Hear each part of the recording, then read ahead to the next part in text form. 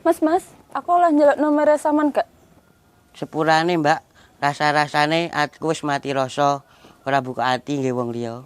Oh, enggak, maksudnya aku arep pesen pentol tinggi stok camanku ndek kafe.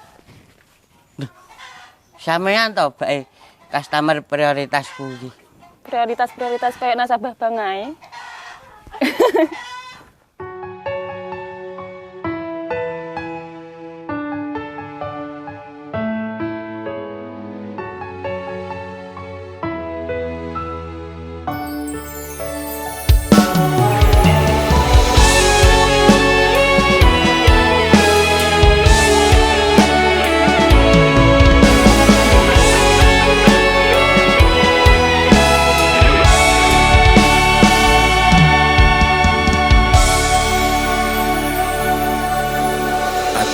Iki rasane kulino dilarani wong sing paling tak tresno.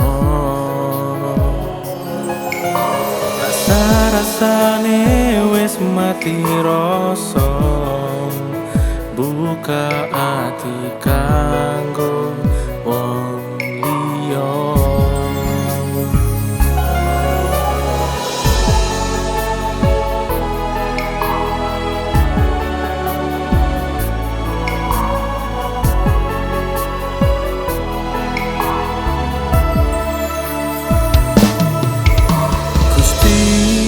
Mung siji panyuwunku, buka cerita enggal katresnanku. Masyo ati iki turung lilo, nanging aku kudu kuat nrimo.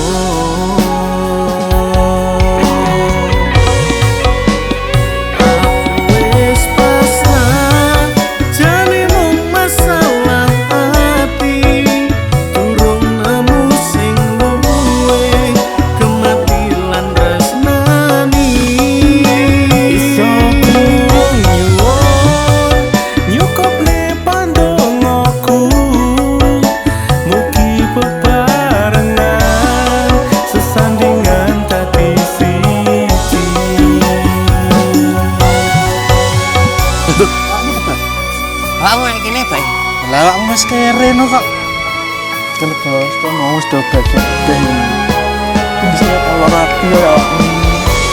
Rame awakmu tok. Wong ae jenenge. Ketemu dean.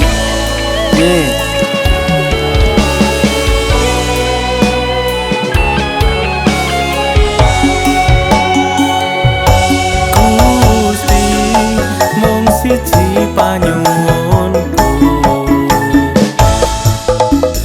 buka cerita enggal katresnanku. Masyo ati iki turung lilo, nanging aku kudu kuat trimo.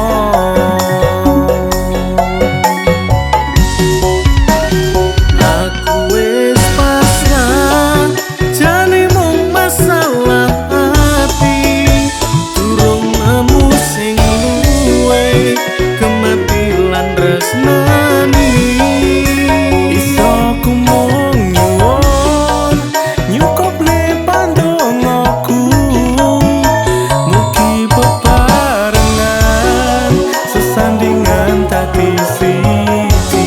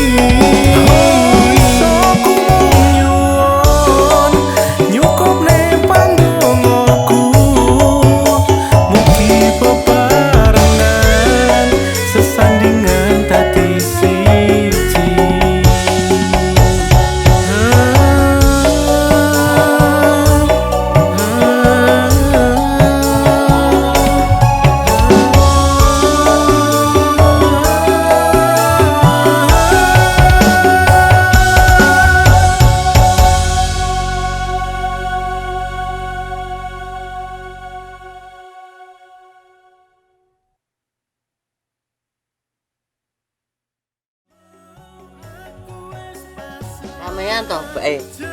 Customer prioritas. Sepurane, Mbak. Rasane aku wis enggak buka hati.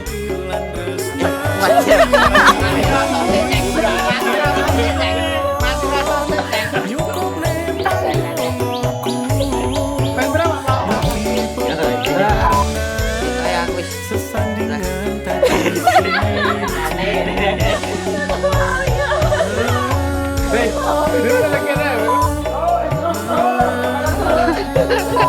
Kalian bingung sih, Cah. Wih, gak makan terus, Bu.